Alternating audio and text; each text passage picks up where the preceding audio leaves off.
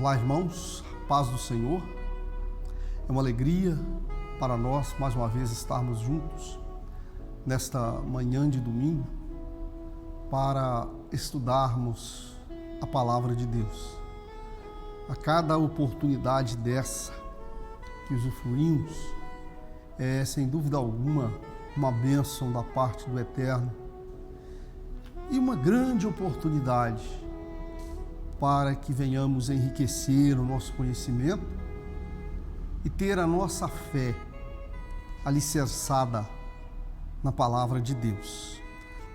Esse trimestre estamos estudando sobre os livros da Bíblia, a Palavra de Deus.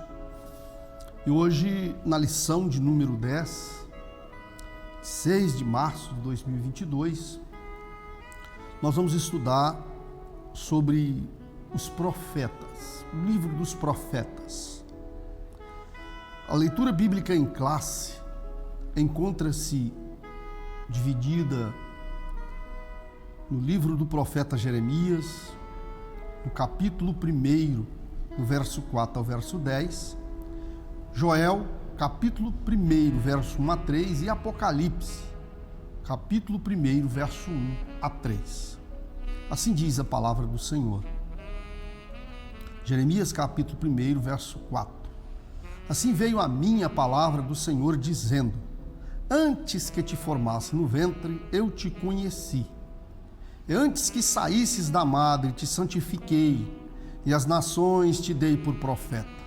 Então disse eu: ah, Senhor Jeová, eis que não sei falar, porque sou uma criança. Mas o Senhor me disse: não digas, eu sou uma criança, porque aonde quer que eu te enviar, irás, e tudo quanto te mandar, dirás.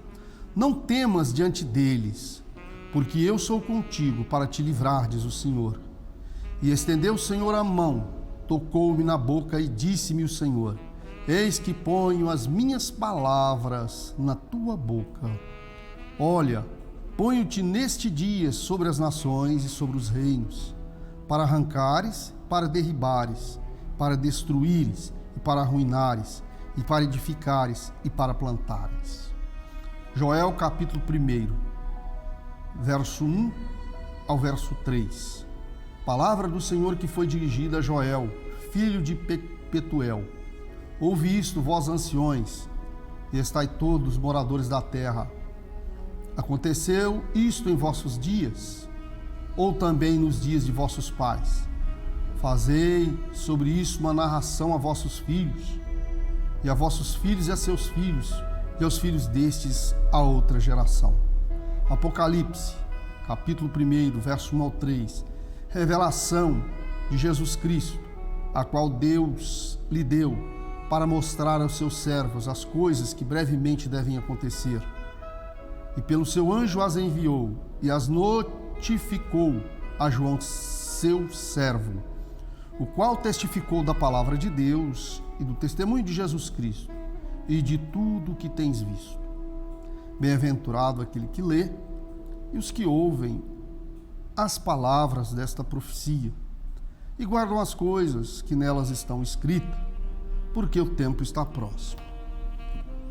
O texto áureo diz: bem-aventurado aquele que lê e os que ouvem a palavra desta profecia e guardam as coisas que nelas estão escritas, porque o tempo está próximo.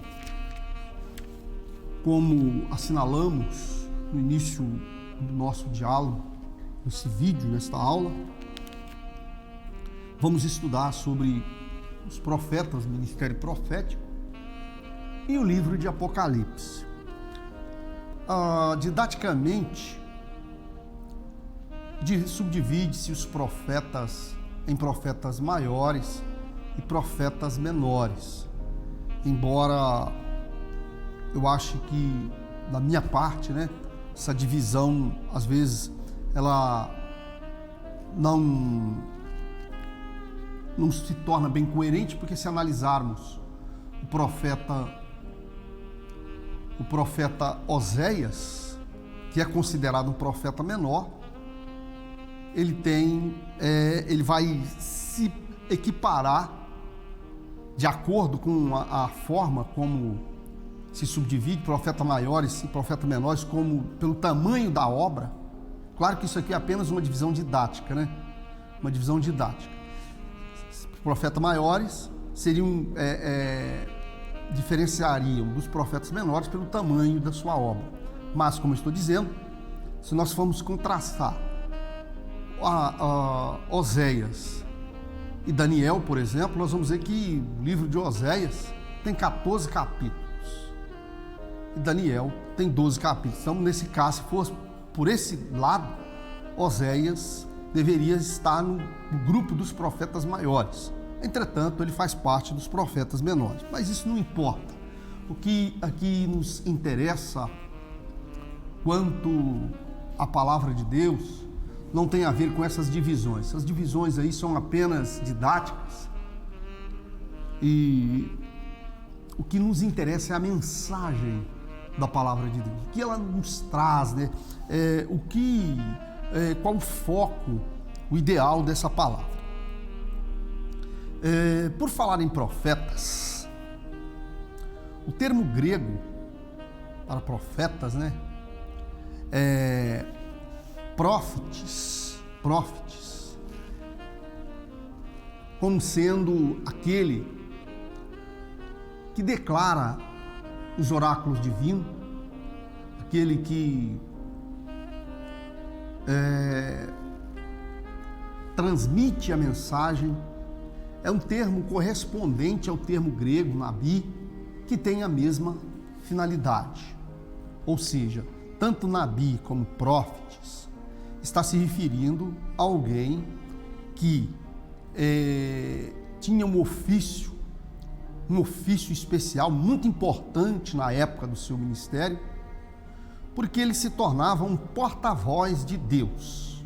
Como nós pudemos ver na palavra que nós lemos nessa manhã, quando o Senhor chama Jeremias, ainda bem novo, o Senhor disse que colocaria a sua palavra na boca do profeta. Portanto, nós vemos aí que esse ofício estava intimamente relacionado a uma pessoa que tinha a oportunidade de comparecer perante o Senhor e de Deus transmitir a mensagem aos homens, tanto no seu sentido grego, profete, como no nabi, no hebraico.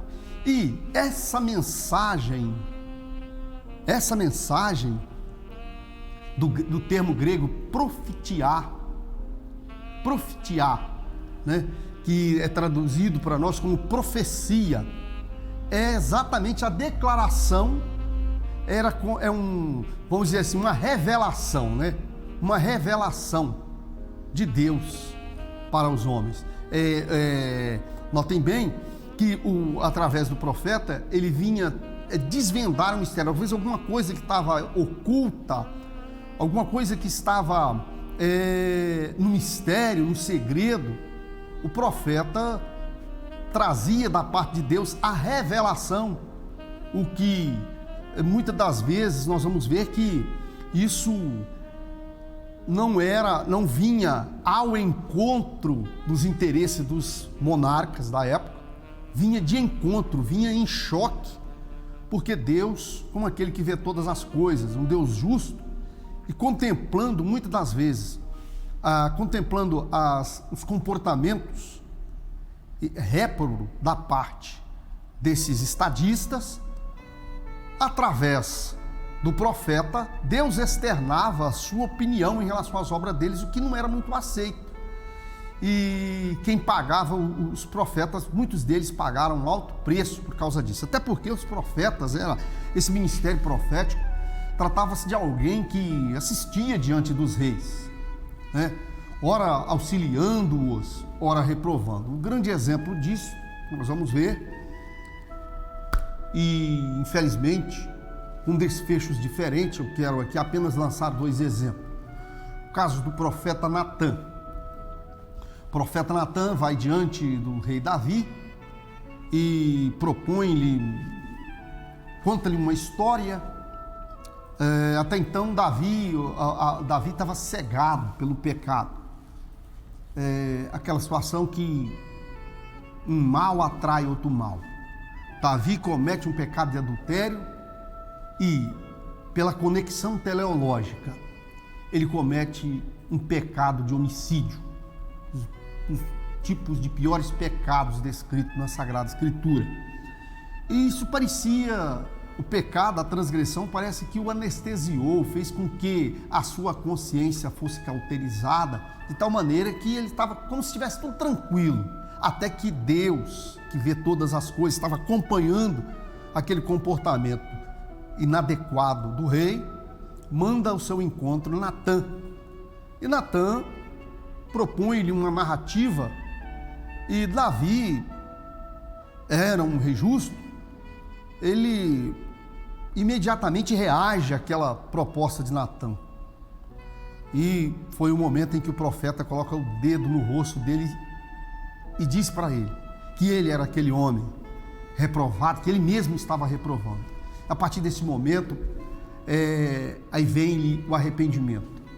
A mesma coisa, infelizmente, não aconteceu com Acabe, quando, por algumas vezes, abordado pelo profeta Elias, o qual reprovava os comportamentos de Acabe, um rei do norte, depois da divisão, quando o reino foi dividido, e infelizmente nós vemos aquele desfecho da história. Isso apenas para te deixar claro do funcionamento desse ministério profético, né? Entre os profetas maiores, nós vamos ter aí 4 profetas: Isaías e Jeremias, Daniel e Ezequiel. Por que Isaías e Jeremias e Daniel e Ezequiel? Eles estão aí em contextos diferentes. Nós vamos ver que Isaías e Jeremias, ambos, seus ministérios ocorrem no reino de Judá, logo após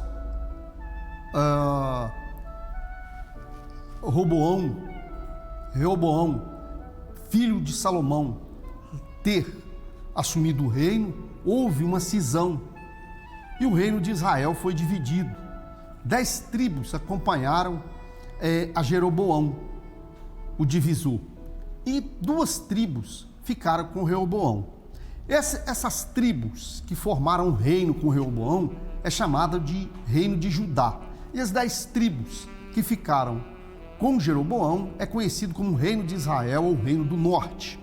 E no caso, o profeta Isaías e o profeta Jeremias estão profetizando no reino do sul. Então notem bem que eles profetizam Isaías, por exemplo, o que os profetas, como agentes de Deus, como aqueles que comparecem perante a face do Senhor e trazem a mensagem para os homens, quer dizer, eles trazem Deus até os homens, através da sua mensagem, evidentemente. Eles, por sua vez, no caso de Isaías, reprovava, sem dúvida, o pecado, a conduta inadequada de Israel. Isaías, nós vamos ver o seguinte, olha, Isaías denuncia a rebeldia do povo e aponta, por exemplo, o cativeiro divino. Na mensagem, se formos olhar que Isaías aponta a rebeldia do povo, que Jeremias pelo mesmo caminho, e ambos mostram o pecado, mostra o castigo como uma decorrência do pecado e anuncia uma restauração. Vemos que no ministério de Isaías, ele vai falar dessa restauração, inclusive que ela estaria relacionada a Cristo, porque ele anuncia o ministério messiânico, anuncia um rei que nasce de uma virgem. Da mesma forma, Jeremias vai fazer menção a esse tempo de remissão. Mas é interessante, eu estava meditando na mensagem deste estudo bíblico e ela nos traz uma advertência. Se perguntarmos sobre a vida, né? A vida que você conhece, que eu conheço, que eu vivo, que você vive, nós vamos dizer que é algo excelente, viver é muito bom, e eu não discordo de quem pensa assim. Tanto é verdade que a vida é uma dádiva de Deus. Mas eu quero dizer para você que essa vida que nós vivemos não foi a que Deus preparou para nós. É possível, eu já ouvi alguém dizer que porque Deus, um Deus tão imenso, tão indescritível, como assegura as Sagradas Escrituras, que fez os céus e a terra. E quando nós entramos por esse caminho que fez os céus e a terra, nós vamos ver alguém que, quando você pensa na terra, esse pequeno planeta, numa galáxia denominada Via Láctea, do sistema solar, e você vai ver que existe uma infinidade de galáxias, todo esse universo denominado cosmos, porque Deus manteria, tendo domínio de tudo isso, colocaria o homem só na terra? A minha resposta é muito simples. Essa vida que você chama de vida, que nós chamamos de vida, não foi a que Deus preparou para nós. Entendeu? Isso aqui não foi a que Deus preparou para nós. Esse negócio de comer, beber, ir à festa, passear, participar de tudo isso aí que estão debaixo do sol, isso não foi a vida que Deus preparou para nós, não. Isso aqui é só uma alternativa. Isso aqui é uma alternativa. Isso é um elemento ampaliador, remediador, que Deus preparou para nós. Diz a Sagrada Escritura que o olho não viu, o ouvido não ouviu, nem desceu o coração humano. É isso que Deus preparou para aqueles que o amam. Com certeza, olha, diz a palavra que isso foi preparado antes da fundação do mundo. Quando Deus coloca Adão lá, que ele transgrediu, Adão conseguiu complicar tudo isso. Adão complicou todo esse alvo, toda essa bênção que estava à disposição. E olha bem interessante que tanto Isaías como Jeremias, dentro da sua mensagem, né, quer dizer, Jeremias igualmente vaticinou, quer dizer, prediz a queda de Judá por causa do pecado, anuncia a restauração, a chegada do Cristo, o renovo de justiça. Tanto um quanto o outro, a mesma coisa, a mensagem, mas o mesmo caminho. Eu vi uma coisa muito interessante aqui, é a questão: não se pode mudar a história. As águas que passam embaixo da ponte, elas passam e vão. Não é possível nós regredirmos no passado para alterar alguma coisa do presente ou do porvir. O que se viveu já está vivido, já não há mais o que se possa fazer. E o grande exemplo é isso, é o fato de estarmos aqui, a nossa vida na terra. Isso que para você acha que é tão bom. Eu fico perguntando, eu tenho uma interrogação nesse negócio. Claro, você que está me ouvindo, que é um adolescente, você que está me ouvindo, que é um jovem, cheio de vigor, parece que a vida está parada para você. Você que está vivendo aí, na sua juventude, na sua pré-adolescência, né? Cheio de sonhos. Para quem está nesse quadro, a vida para ele parece que parou. A vida é estacionada, ela não está caminhando. Aí que você se engana, aí está o engodo. Aí está o grande engodo, a grande mentira, que ela está correndo numa velocidade muito grande. E tanto faz para quem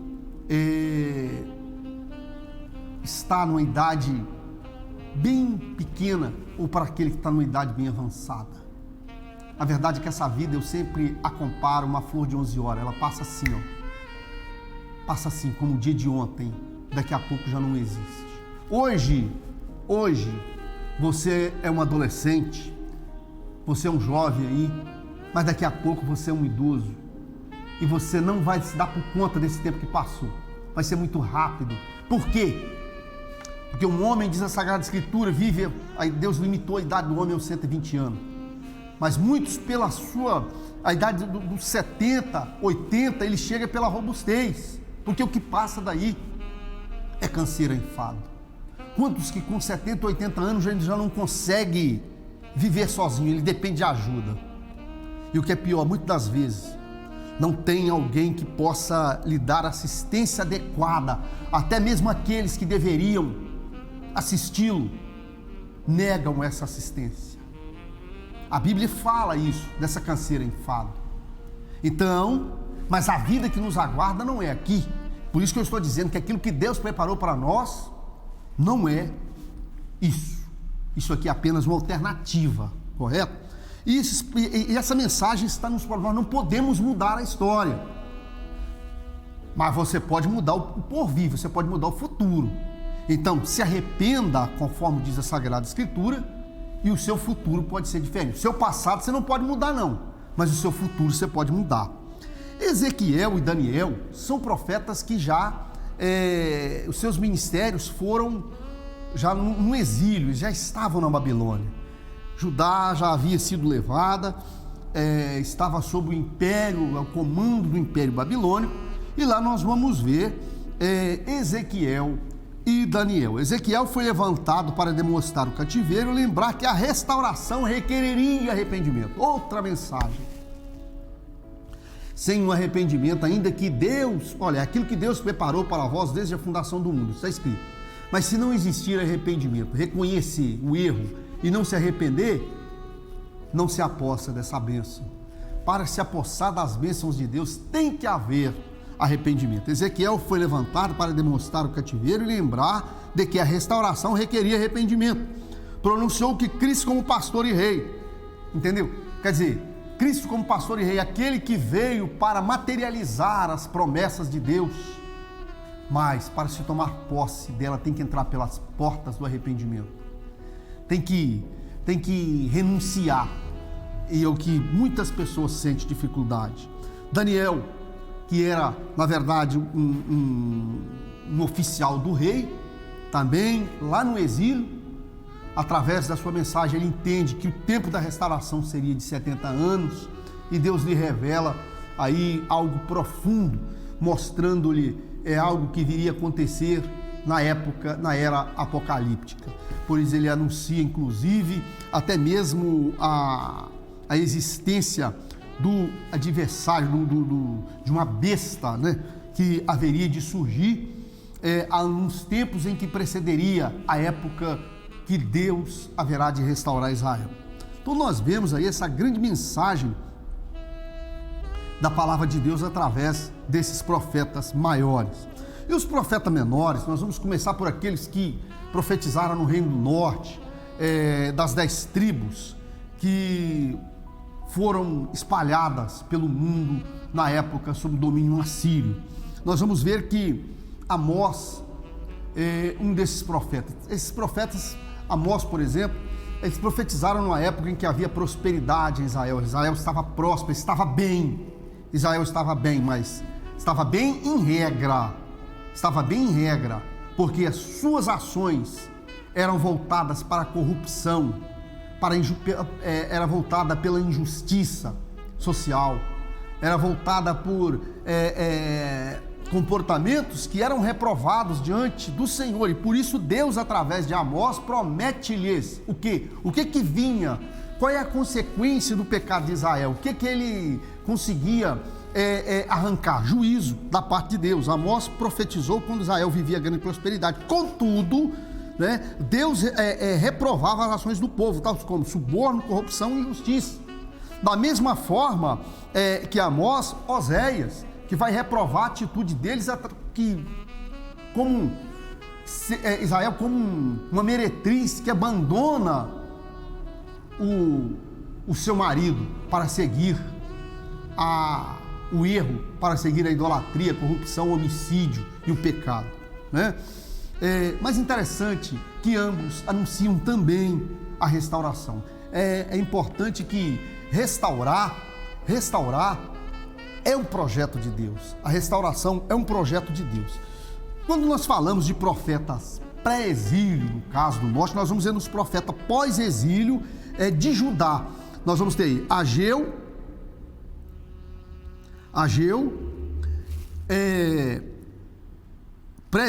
profeta pré-exílio, Joel, Miqueias, Abacuque, Sofonias. São profetas que também, com a sua mensagem, vão noticiar o cativeiro e vão anunciar também uma restauração. No mesmo sentido em que nós vamos ver os profetas pré-exílio, nós vamos aqueles pós-exílio, aqueles que, como Zorobabel e Ageu, profetas pós-exílio. São 3. Ageu, que persuade o povo a reconstruir o templo, e Deus promete prover os recursos da construção. Na época nós vamos ver que é aquela época em que Deus anima, porque o povo, o que acontece? Eles estavam entristecidos.